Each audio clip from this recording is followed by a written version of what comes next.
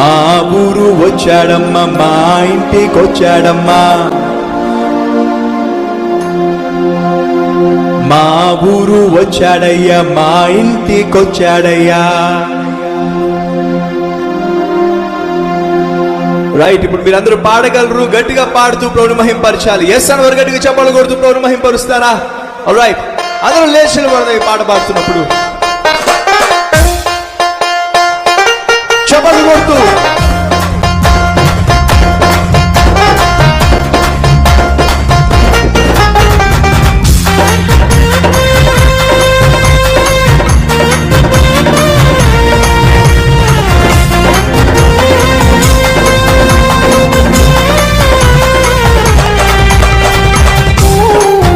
నేను మొదటిగా పాడతాను,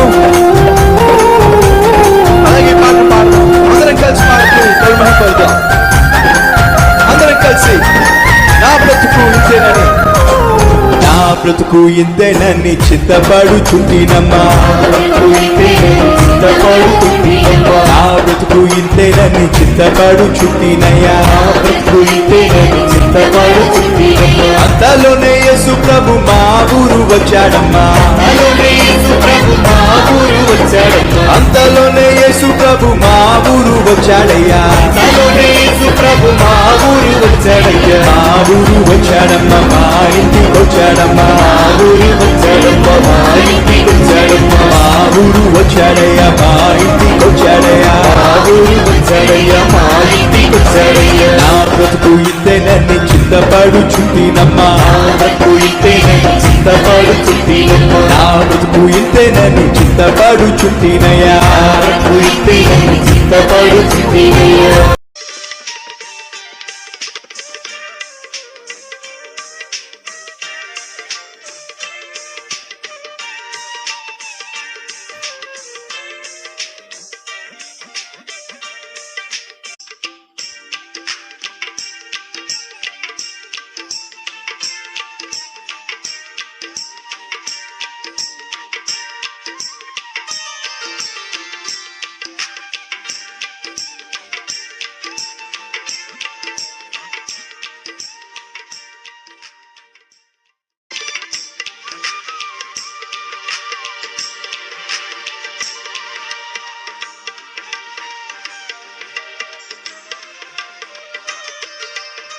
ఒకరోజు యేసుక్రీస్తు మరణం నుంచి తిరిగి లేచిన తర్వాత తన శిష్యులతో పాటు సమయం గడుపుతున్నప్పుడు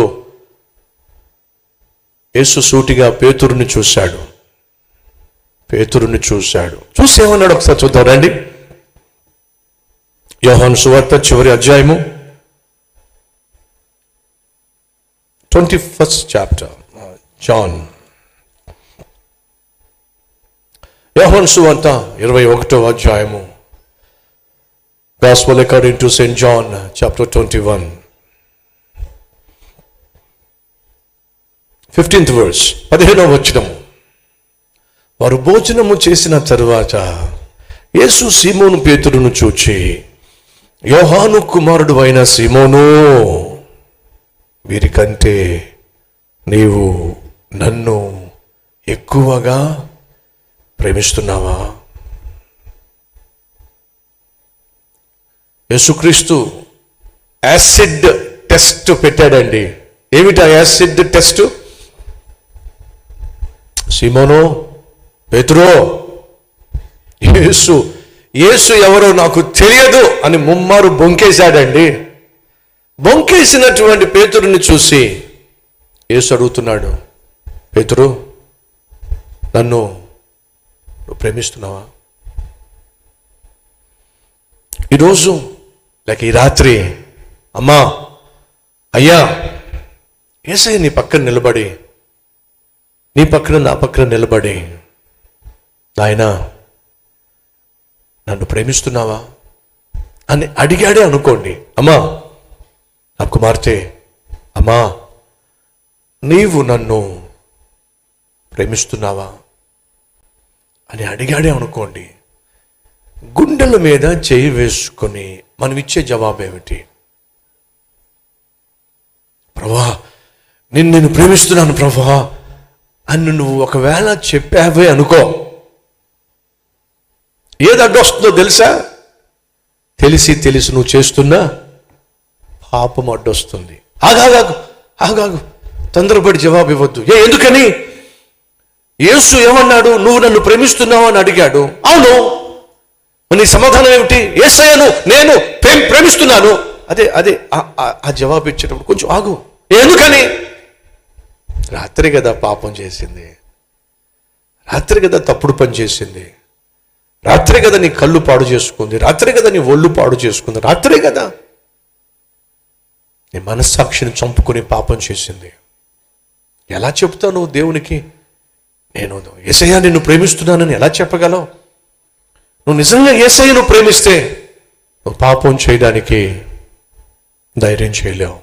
ఎందుకని? నువ్వు పాపం చేస్తే దేవుడు శిక్షిస్తాడా లేకపోతే బాధపడతాడా? చెప్పండి, గట్టిగా చెప్పాలి, కొంచెం గట్టిగా చెప్పండి. సహోదరులు, యేసు శిక్షించటం ఈజీ అంటారా లేకపోతే బాధపడడం ఈజీ అంటారా? సమాధానం ఏమిటి? యేసు మనం చేసిన పాపాన్ని బట్టి శిక్షించటం గొప్ప అంటారా బాధపడడం గొప్ప అంటారా? మాట్లాడరే. శిక్షించటం చాలా సులభం అండి, కానీ నిన్ను బట్టి నన్ను బట్టి ఆయన బాధపడడం మాత్రం మనకు మంచిది కాదు.